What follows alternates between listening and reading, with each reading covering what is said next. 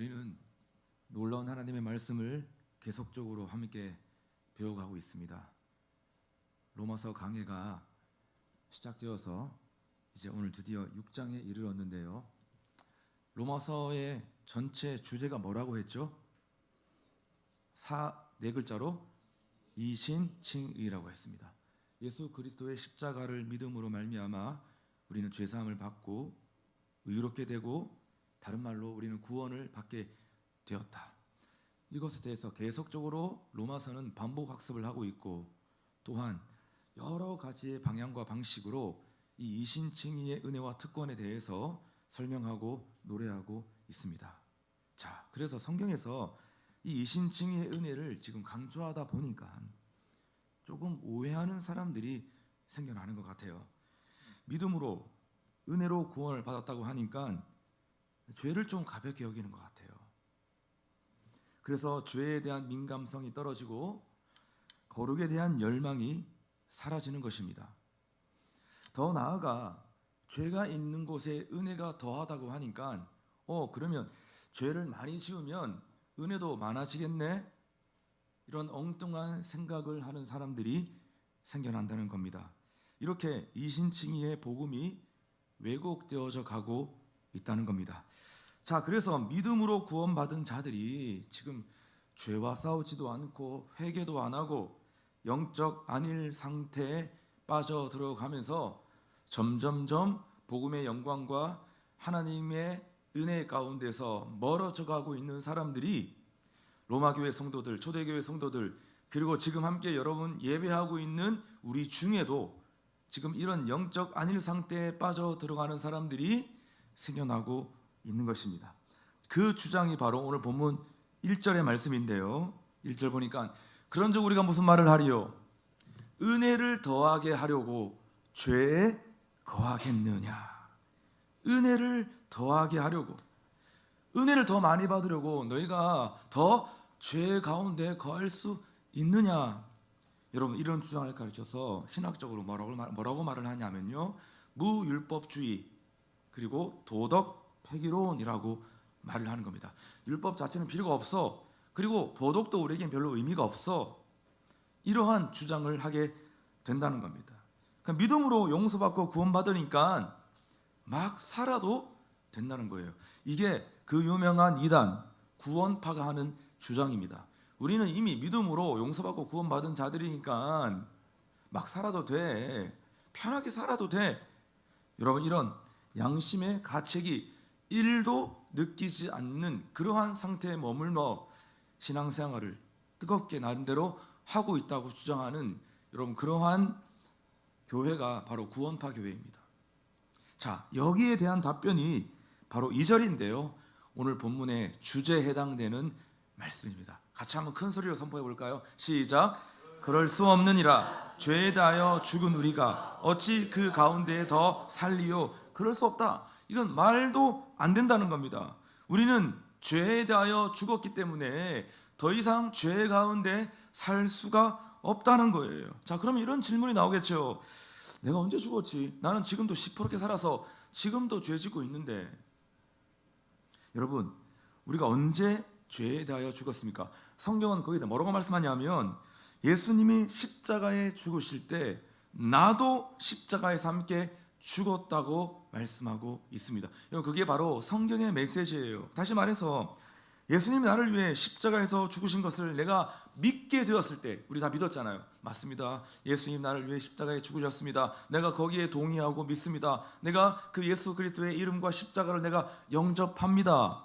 다 믿었잖아요. 믿게 되었을 때 나도 십자가에서 예수님과 함께 죽은 자가 되었다는 겁니다. 여러분, 그래서 바울은 지금 그 죽음의 사건을 가리켜서 지금 세례를 가지고 와요. 그 죽음의 사건을 지금 무엇으로 푸냐면 우리가 다 받은 세례를 가지고 그것을 설명하고 있다는 겁니다. 그래서 오늘 본문 3절에 보면 이렇게 말씀합니다. 시작. 무릇 그리스도 예수와 합하여 세례를 받은 우리는 그의 죽으심과 합하여 세례를 받은 줄을 알지 못하느냐? 무슨 말이죠? 내가 세례를 받을 때 나는 그리스도와 함께 죽은 것이고 그리스도와 함께 죽음으로 그리스도와 함께 하나가 되었다는 겁니다. 세례를 받을 때 내가 그리스도와 함께 죽은 것이고, 그때 주님과 함께 죽으면서 주님과 함께 뭐가 되었다고요? 하나가 되었다는 겁니다. 여러분 다 세례 받으셨죠? 세례를 받았다는 것은 무엇을 의미하는 것입니까? 이처럼 그리스도와 함께 죽었다는 거예요. 여러분, 세례라고 하는 단어가 헬라어로 밥티조라고 하는 단어인데, 이 밥티조라고 하는 단어의 뜻이 뭐냐? 그러니까 세례의 이 단어의 뜻이 뭐냐면, 용어의 뜻이 뭐냐면 잠기다, 담그다라고 하는 뜻입니다.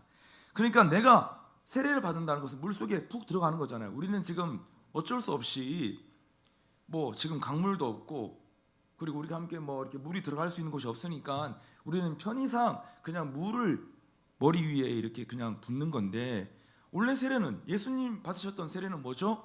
물속에 잠기는 거였습니다. 그러니까 내가 물속에 잠길 때 그리스도와 함께 죽음으로 하나 되었다, 그리고 연합을 이루게 되었다는 것입니다. 여러분, 그게 바로 세례인 것이에요. 여러분, 그래서 이 주님과 함께 연합을 이뤘다, 이 연합이라는 단어를 영어로 뭐라고 쓰냐면 united라고 하는 단어를 씁니다.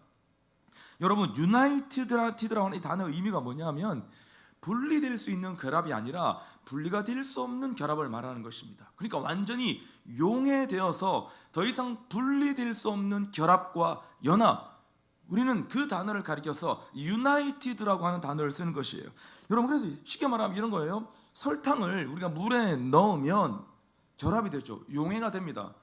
그런데 그 안에 물도 있고 설탕도 있지만, 여러분, 그 설탕물을 다시 설탕과 물로 분리할 수 있나요, 없나요? 분리할 수 없어요. 그거를 가리켜서 뭐냐면 바로 united, 바로 연합이라고 말을 하는 거예요.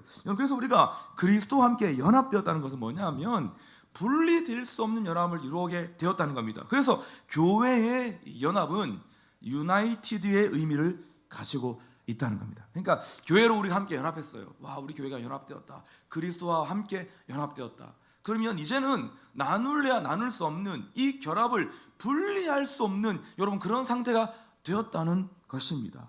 자, 그런데 지금 세례를 통한 연합의 내용이 뭐냐는 거예요. 도대체 세례를 통해서 연합되었는데 그 연합의 내용이 뭐냐? 바로 두 가지인데, 다음 구절 4절에서 그것을 우리에게 설명하고 있습니다. 연합의 내용 4절 시작. 그러므로 우리가 그의 죽으심과 합하여 세례를 받음으로 그와 함께 장사되었나니, 이는 아버지의 영광으로 말미암아 그리스도를 죽은 자 가운데서 살리심과 같이 우리로 또한 새 생명 가운데서 행하게 하려 함이라. 자, 예수님과의 연합, 두 가지 연합이 있는데, 첫째가 뭐냐면 바로 죽음의 연합이라는 것입니다. 예수님과의 죽음의 연합, 말씀 보니까 그와 함께 뭐 되었다고요? 장사되었다. 여러분, 장사되었다는 건 뭐냐면 매장되었다, 묻혔다는 거잖아요. 완벽한 죽음을 말하는 거예요. 그러니까 요즘 우리가 의학적으로나 또한 생리학적으로, 생명학적으로 우리가 죽음이라는 건 뭐냐면 우리의 뇌가 멈추고 심장이 멈췄다. 우리는 그것을 이제 몇 날 몇 시에 2025년 11월 1일 누구는 사망하셨습니다. 의사가 사망 진단을 내립니다. 자, 여러분, 그런데 서양의 어느 쪽에서는 뇌사도, 심장은 뛰고 있는데 뇌사도 여러분 사망이라고 진단을 내는 곳이 있어요. 근데 우리나라는 아직까지 그냥 뇌사 상태에 빠져 있을 때는 그 사람이 그냥 완벽하게 죽었다고 말을 하지 않아요. 그러니까 여러분, 장사되었다는 건 뭐냐면 뇌도 죽고 심장도 죽고 완벽하게 죽어야만 우리는 뭘 치른다? 장례를 치르게 되는 거예요. 그와 함께 장사되었다. 예수님이 십자가에서 완전히 죽었듯이 나의 옛사람도 그 십자가에서 대충 죽은 게 아니라 완벽하게 죽었다. 그래서 예수님과 죽음의 연합을 이루게 되었다는 것입니다. 그리고 두 번째 연합은 뭐냐 하면 바로 부활의 연합입니다. 이제 예수님의 부활은 나의 부활이 되었다는 거예요. 예수님이 부활하신 것처럼 나도 부활을 하게 되었다는 것입니다. 할렐루야. 그래서 예수님과의 연합은 이중적 연합인데, 하나는 죽음의 연합이고 또 하나는 부활의 연합이다. 그것을 지금 오늘 본문을 통해서 우리에게 설명해 주고 있는 거예요. 그러므로 세례받은 자의 고백이 무엇입니까? 세례받은 자들의 고백은 이런 고백이 되는 거예요. 나의 옛사람은 주님과 함께 십자가에서 완벽하게 죽었으므로 나도 주님처럼 부활을 할 것입니다. 이게 바로 세례자의 고백인 거예요. 나는 예수님과 함께 십자가에 못 박히며 나도 그때 죽었으므로 나도 예수님처럼 부활을 하게 될 것입니다. 이게 여러분 다 세례 받으셨잖아요. 세례 받은 자들의 고백이 되는 것입니다. 사랑하는 여러분, 특별히 세례 받은 여러분, 그리고 앞으로 세례를 준비하고 있는 여러분, 나는 누구입니까? 나는 그리스도와 함께 죽은 사람이고 그리스도처럼 부활할 사람인 줄로 믿습니다. 자, 그러면 내가 죄에 대하여 지금 죽었다고 성경은 우리에게 선언하고 있는데, 내가 죄에 대하여 죽었다는 것은 나는 더 이상 앞으로 죄를 짓지도 않고 그리고 죄로부터 완벽하게 자유로운 존재가 된 것일까? 지금 그것을 말하는 것입니까? 아니에요. 그리스도인이 되어도 우리는 충분히 죄로 인해서, 죄의 유혹과 미혹으로 인해서 죄를 지을 수도 있고 넘어질 수도 있습니다. 자, 그런데 뭐가 달라졌냐는 거예요. 예수 믿기 전과 예수 믿고 난 다음에 우리가 죄 짓는 거 달라졌다는 거예요. 예수 믿기 전에 죄를 짓는 것과 내가 지금 예수 믿고 이신칭의의 은혜, 믿음으로 의롭다 하심을 받고 구원받은 우리가 죄를 짓고 난 거, 그 이유는 뭐가 달라졌냐는 거예요. 이제는 죄가 나를 완전히 지배할 수 없다는 거예요. 죄가 나를 완전히 장악할 수 없게 되었다는 것입니다. 할렐루야. 죄가 우리한테 이제 막 이래라 저래라 마음대로 막 명령할 수가 없다는 것입니다. 그러니까 예수 믿기 전에는 이제는 완전 죄에 끌려다녔는데, 죄가 시키는 대로, 죄가 명령하는 대로 나는 복종할 수밖에 없고 순종할 수밖에 없게 되었는데, 이제는 죄가 나한테 막 야 이래라 저래라, 너 죄 지어, 또 이것도 해, 저 죄도 지어, 이제 마음대로 마구마구 명령할 수가 없게 되었다는 것입니다. 자, 그렇다면 도대체 죄에 대하여 죽었다는 의미가 무엇입니까? 오늘 본문 6절에서 또 그것을 설명해 주고 있습니다. 6절 같이 읽을까요? 시작. 우리가 알거니와 우리의 옛사람이 예수와 함께 십자가에 못 박힌 것은 죄의 몸이 죽어 다시는 우리가 죄에게 종노릇 하지 아니하려 함이니, 나의 옛사람이 십자가에 못 박힘으로 죽게 되었다. 죄에 대하여 죽게 되었다는 그 의미가 무엇이냐? 내가 다시는 죄의 종이 되지 않게 하려고 죄에 대하여 죽게 하셨다는 것입니다. 죄에 대하여 종노릇 하지 않게 하려고, 죄가 시키는 대로, 종은 주인이 시킨 대로 하는 거잖아요.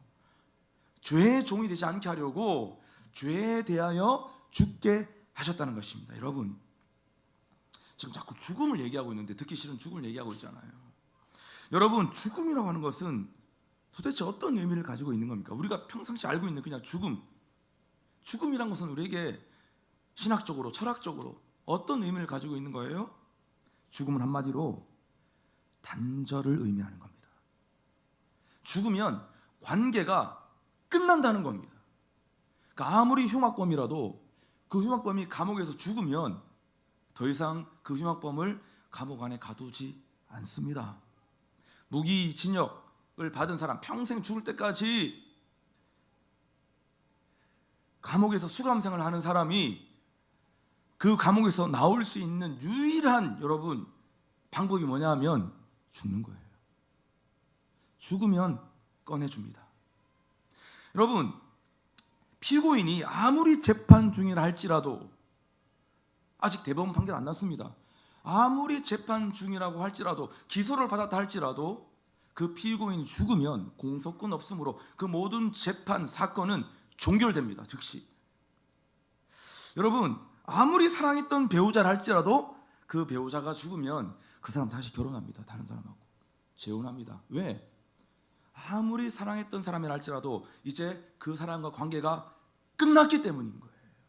죽음은 단절을 말하는 것이고, 죽음은 모든 관계가 끝났다, 끝난 것을 의미하는 것입니다. 그러므로 여러분, 죄에 대하여 우리가 죽었다는 것은 뭘 말하는 것이냐? 죄와 나의 관계가 완전히 끝나고 단절되었다. 여러분, 그것을 지금 성경은 우리에게 선포하고 있는 것입니다. 바꾸어 말해서 예수님이 십자가에서 죽으실 때 나의 옛사람도 그 십자가에서 주님과 함께 죽었기 때문에 죄와의 관계는 단절되었고 죄와의 법적 관계는 끝나 버렸다는 것입니다. 아멘.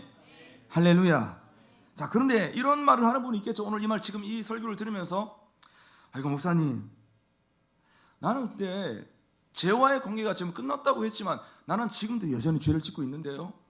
나는 지금 이 설교 말씀을 듣는 와중에도 지금 생각으로 제가 또 죄를 짓고 있는데요. 이거 말이 안 되는 거 아닙니까? 진짜 말도 안 됩니다. 이런 내가 어떻게 죄와의 관계에서 끝났다고 말할 수 있습니까? 저는 지금도 뭔가 지금 누군가를 판단하고 있고, 저는 지금도 목사님 설교 왜 이렇게 지겹지? 지금 이런 생각을 하고 있는데 어떻게 내가 죄와의 관계가 끝났고 단절되었다고 말할 수 있습니까? 여러분, 우리가 죄에 대하여 죽었다고 말씀하는 거, 단절되었다고 하는 건요, 뭐를 의미하는 거냐? 다시 말해서 나는 왜 자꾸 죄를 지을까? 우리 안에 이런 근심과 낙심이 있잖아요. 그 이유가 뭐냐면 옛사람의 흔적이 우리 가운데 있기 때문이라는 거예요. 옛사람의 흔적이 우리에게 있기 때문이라는 거예요. 자, 우리가 좀 예를 들어 볼게요. 이스라엘 백성들이 출애굽하고 난 다음부터는 이제 애굽의 바로 왕과의 모든 관계는 끝났습니다. 정치적 관계는 끝나버렸습니다. 그런데 지금 정신적으로는 이스라엘 백성들이 늘 애굽에 매여 있었던 거예요.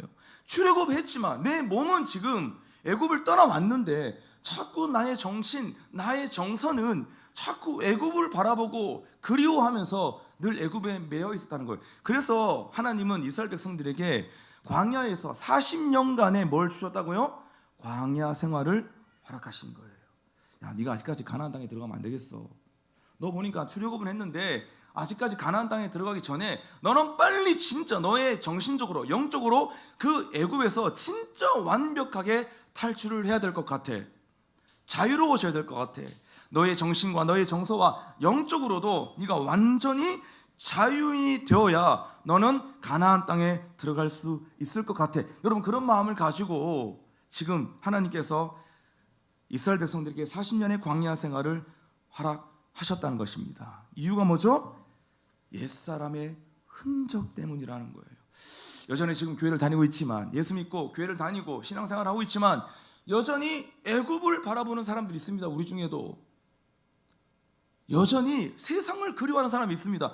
야, 나 그래도 세상이 그래도 달콤했는데, 세상에 그래도 재미가 있었는데, 내 몸은 교회 안에 있지만, 내 몸은 신앙 안에 있지만, 내 몸은 하나님을 바라보려고 삶의 자리를 만들었지만 여전히 내 정신과 내 마음과 내 정서는 애굽을 그리워하면서 거기에 침을 흘리면서, 야, 나도 저렇게 살고 싶다, 부러워하고. 예수 안 믿는 사람들 막 잘 사는 거 보면, 훌륭하게 사는 거, 멋지게 사는 거 보면, 야, 나도 저렇게 살고 싶은데 여전히 그 애굽을 그리워하고 있는 우리의 모습이 있다는 거예요. 여러분, 그래서 이 옛사람의 흔적으로 인해서 자꾸 죄를 짓고 낙심하는 우리에게 성경은 지금 답변을 하고 있는데요. 그 답변이 뭐냐면 오늘 본문 7절의 말씀입니다. 나는 왜 자꾸 죄를 지을까요? 죄 때문에 너무 낙심이 됩니다. 이런 사람에게 답변을 내리고 있죠. 7절 시작. 이는 죽은 자가 죄에서 벗어나 의롭다 하심을 얻었습니다. 우리는 물론 지금도 죄를 지을 수 있습니다.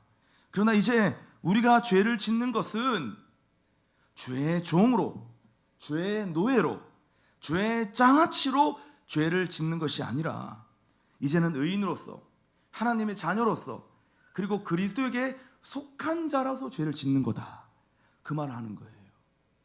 옛날에는 너희가 죄의 노예로, 죄의 종으로 죄를 지었는데 이제는 그렇게 죄 짓는 게 아니야. 하나님의 자녀로, 그리스도에 속한 자로, 의인으로서 죄를 짓고 있는 거야. 더 쉽게 말하면 죄의 종으로 죄를 짓는 것이 아니라 하나님의 자녀로 넘어지는 거예요. 실수하는 거다, 그 말씀을 하고 있다는 겁니다. 왜? 아까 말했죠? 이제는 죄가 나를 완전히 지배할 수 없기 때문이라는 것입니다. 그러므로 죄악의 권세는 나를 더 이상 죄의 종으로 끌고 갈 수 없습니다. 그리스도인들은 이 사실을 분명히 알아야 하고 날마다 이 진리를 선포해야 되는 거예요. 날마다 의식화 작업을 해야 하는 것입니다. 그래, 내가 지금 죄를 짓지만 나는 지금 하나님의 자녀로서 넘어지는 거야. 그냥 실수하는 것이야. 그래서 죄악의 권세는 나를 더 이상 누를 수 없고 지배할 수 없고 나를 더 이상 장악할 수 없는 것이야. 그래서 우리가 죄에 대하여 어떤 태도를 가져야 되냐, 오늘 본문 11절에서 그것을 말씀해 주고 있습니다. 죄에 대해서 어떤 태도를 가져야 되냐, 큰 소리로 선포합니다. 시작. 이와 같이 너희도 너희 자신을 죄에 대하여는 죽은 자요 그리스도 예수 안에서 하나님께 대하여는 살아있는 자로 여길지어다. 죄에 대하여는 죽은 자요 하나님께 대하여는 살아있는 자로 여길지어다. 할렐루야. 죄야, 너는 나를 결코 지배할 수 없고 너는 나를 결코 소유할 수 없어. 이제 너와의 관계는 끝이 났고 나는 이제 예수님께 속한 하나님의 자녀야. 나는 가끔 때론 넘어질 때도 있고 낙심할 때도 있지만 그것은 하나님의 자녀로 실수하는 것이 죄의 종은 아니야. 우리가 날마다 이런 태도를 가지고 이렇게 선포하고 외쳐야 한다는 것입니다. 자, 그런가 하면 하나님께 대하여는 또 뭐라고요? 살아있는 자로 여길지어다. 즉 내가 사는 목적은 이제 하나님을 위한 것이다. 내가 사는 것은 이제 하나님을 영화롭게 하기 위해서 내가 사는 것이다.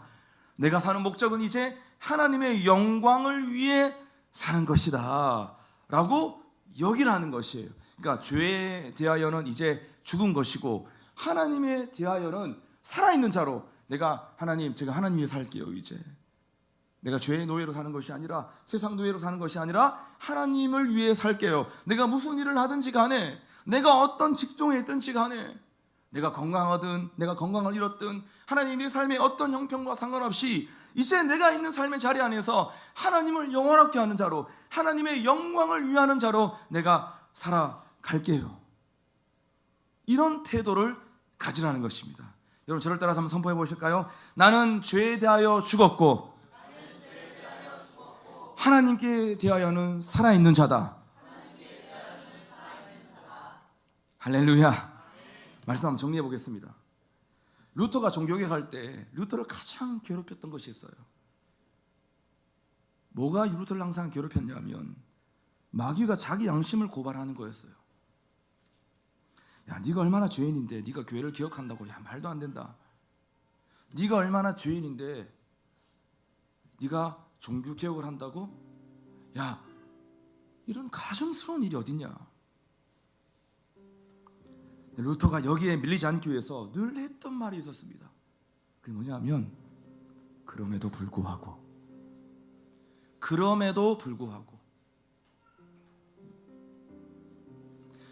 불구하고 나는 의롭다. 마귀가 항상 나의 양심을 공격할 때, 야, 네가 그러고도 집사냐? 야, 네가 그러고도 그렇게 예수 믿는 사람이라고 할 수 있냐? 네가 그러고도 세례받았다고 할 수 있냐? 그럴 때 루터는 그럼에도 불구하고 나는 의롭다.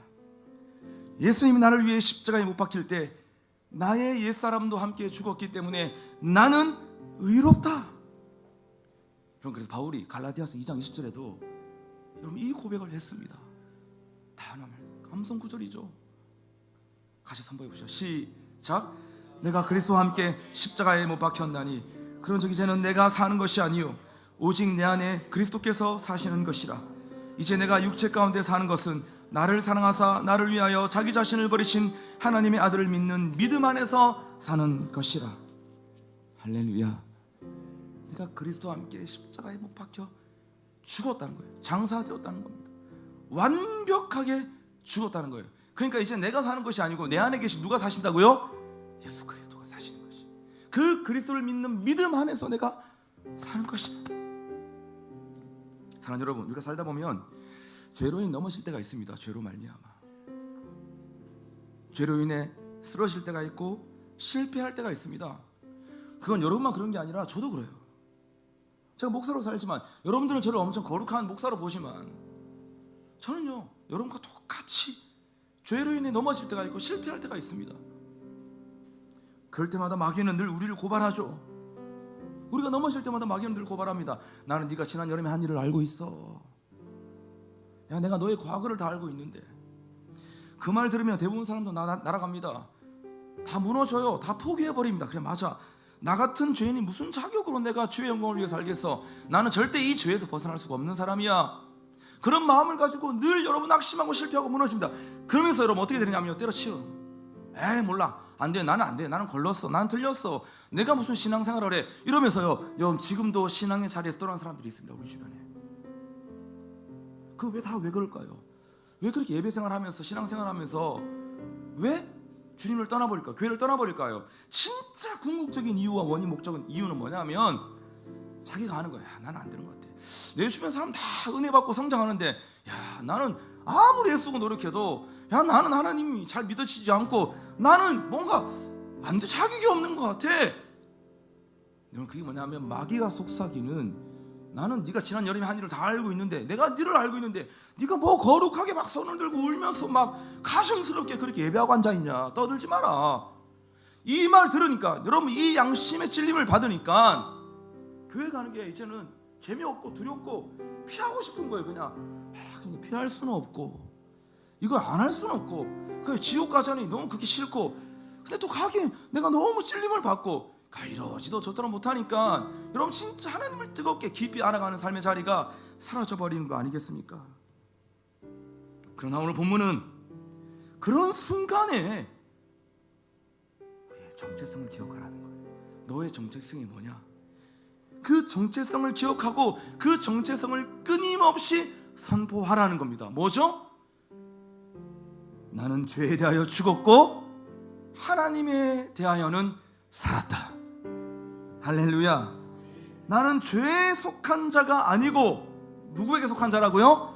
하나님께 속한 자다. 이렇게 죄와의 단절을 선포할 줄 아는 것이 그리스도인의 능력이고, 이 선포를 할 줄 아는 것이 그리스도인의 정체성인 거예요. 세상 사람들이 죄 짓는 거하고 우리가 죄 짓는 거하고 다르다는 거예요. 세상 사람들 들으면 되게 죄송하다고 말할 수 있겠지만 진리의 말씀입니다. 세상 사람들은 야, 너희가 더 죄송하다 이렇게 말할 수 있겠죠. 여러분, 그러나 성경의 기준과 진리의 기준은 그거라는 거예요. 죄에 대하여 죽었다는 것. 예수님이 십자가에 못 박혀 죽으실 때 나의 옛자도 옛사람도 십자가에 못 박혀 죽었겠다. 그래, 나는 부활을 하는 자로 약속받았다는 것입니다. 할렐루야. 그러므로 지금까지 바울이 로마서 6장의 말씀을 통해서 지금 이 교리를 설명했던 거예요. 11절까지. 자, 이 교리의 터 위에 실천의 집을 지으라는 거예요. 우리가 이 진리의 교리를 알았다면 이제 너희가 실천하고 순종해라. 그러면서 12절과 13절 말씀에 우리가 어떻게 이 교리와 이 진리를 가지고 순종하고 실천하며 삶을 살아가야 될까에 대해서 말씀하는데, 이 말씀 읽고 마치겠습니다. 12절과 13절 말씀, 우리가 이 교리 위에서 어떻게 실천해야 될까? 12절 13절 큰 소리로 선포하겠습니다. 시작. 그러므로 너희는 죄가 너희 죽을 몸을 지배하지 못하게 하여 몸의 사욕에 순종하지 말고, 또한 너희 지체를 불의의 무기로 죄에게 내주지 말고, 오직 너희 자신을 죽은 자 가운데서 다시 살아난 자 같이 하나님께 드리며 너희 지체를 의의 무기로 하나님께 드리라. 하지 말라는 것과 하라는 것, 실천사항으로 하지 말 것은 하지 말고 내가 하라는 것은 해라. 하지 말라는 게 뭐냐면 무엇입니까? 몸의 사욕에 순종하지 말아라. 몸의 사욕, 너희가 가지고 있는 육체의 욕심에 끌려다니지 말아라. 거기에 순종하지 말아라는 거예요. 하라는 것이 무엇이죠? 너희 지체를 의의 무기로 드리라는 겁니다. 그러니까 불의의 무기로 너희의 지체를 드리지 말고 의의 무기로 드리라는 것입니다. 이 말을 쉽게 말하면요, 제가 이 말이 정말 더 와닿게 어떻게 설명할까 막 고민을 하다가 유진 피터슨의 메시지 성경을 제가 읽어봤어요. 그때 유진 피터슨은 여러분 이 말씀을 이렇게 해석을 했더라고요. 죄가 시키는 일을 하지 말고 하나님이 시키는 일을 하라는 것이에요. 할렐루야. 너 자꾸 불의가 시키는 일을 하지 말고, 죄가 시키는 일을 하지 말고 의가 시키는 일을 해라. 하나님이 시키는 일을 해라. 그래서 의의 병기가 되어라. 의의 무기가 되어라 하는 것입니다. 여러분, 하나님이 시키는 일이 뭘까요? 하나님 우리에게 시키는 일이 뭡니까? 늘 예배하고 기도하고 말씀 보고 복음을 전하고 전도하고 선교하고 살라는 거예요. 이게 하나님 시키는 일이잖아요. 하나님이 영광 받으시는 거예요. 하나님의 영광, 하나님의 영광, 하나님의 영광을 위해 살게 해달라고 맨날 그렇게 기도하는데 정작 하나님의 영광이 무엇입니까? 라고 물어보면 답을 못합니다. 여러분, 하나님의 영광을 위해 삶을 산다는 건 복음을 전하고 전도하고 선교하고 사는 거예요. 믿으십니까? 이것이 하나님이 시키는 일을 하고 살아가는 것입니다. 사랑하는 여러분, 오늘도 우리가 죄에 대하여 죽고 하나님께 대하여 산 자로서 이것이 우리의 정체성인데, 그리고 이 실천사항으로 하나님이 시키는 일을 하고 살아가라 하는 것인데 뭐죠? 오늘 우리가 다시 주의 복음을 들고 우리가 전도하고 선교하는 삶 가운데 주님께 쓰임받는 하나님이 시키는 그 심부름을 하면서 우리 남은 여생 평생 의의 무기로 의의 병기로 살아갈 수 있는 저와 여러분 우리의 삶이 될 수 있기를 주의 이름으로 축원합니다. 할렐루야. 함께 하십시다.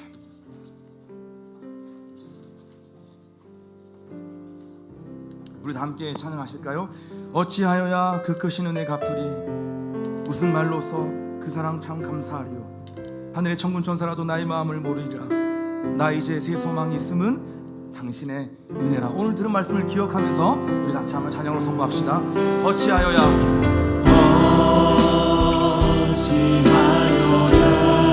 그 크신 은혜 갚으리요. 그 크신 은혜 갚으리. 무슨 말로서 그 사랑 참 감사하리요. 참 감사하리요. 하늘의 천군 천사라도 나의 마음을 모르리라. 나 이제 새 소망이 있음을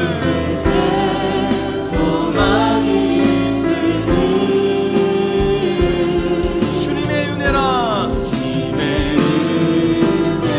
한 번 더. 어찌하여야 그 크신 은혜 갚으리. 어찌하여야 그 크신 은혜 갚으리. 무슨 말로서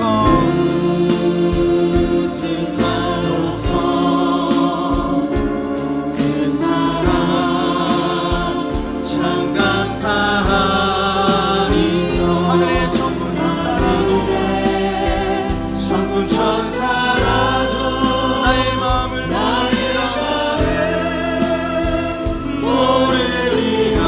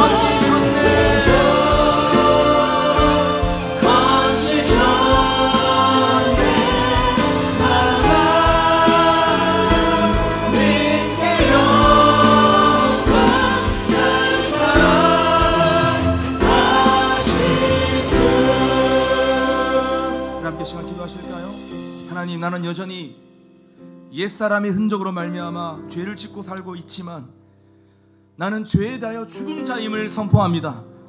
나는 죄에 속한 자가 아님을 확실히 알게 하여 주옵소서.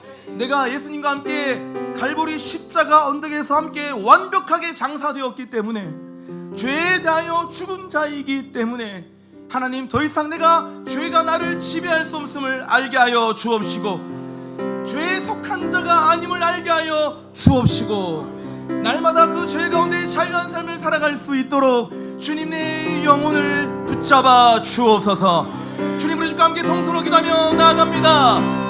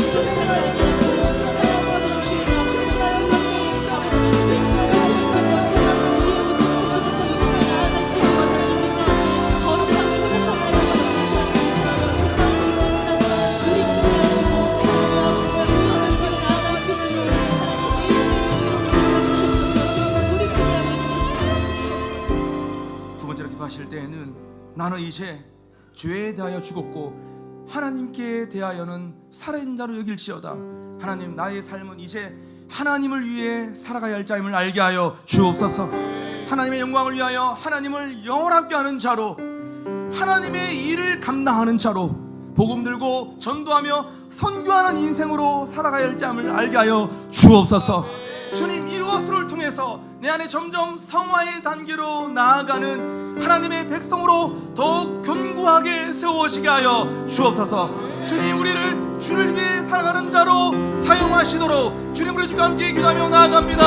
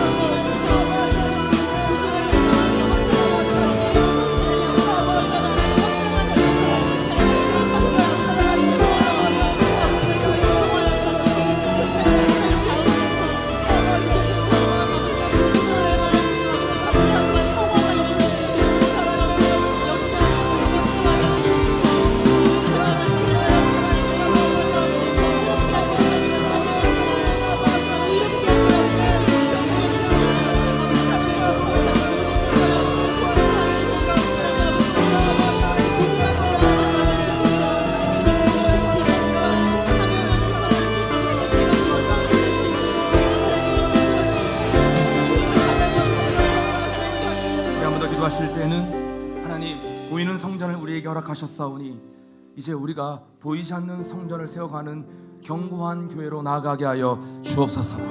새 예배당 입당 이후에 그것으로 끝난 삶이 아니라 우리가 이제 진짜 세워가야 할 보이지 않는 거룩한 성전, 하나님의 나라 예배를 세우고 복음을 세우고 전도와 선교의 사역을 점점 세워가 많은 영혼들을 살려내는 데 쓰임받는 의의 무기로, 하나님의 도구로 쓰임받는 교회 되게 하여 주옵소서. 주님, 우리과 함께 통성으로 기도합시다.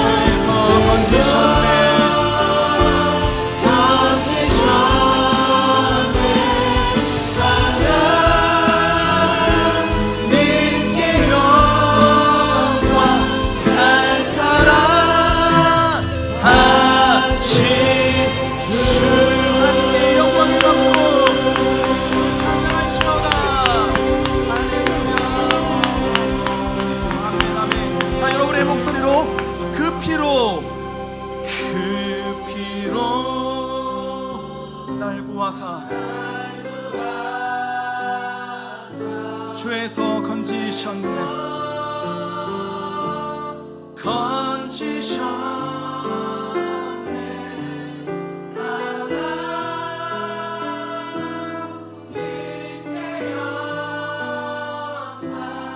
날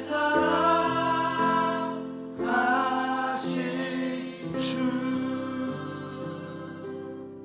하나님, 우리를 죄에서는 죽은 자로, 하나님께 대하여는 살아있는 자로 우리를 불러주시니 감사드립니다.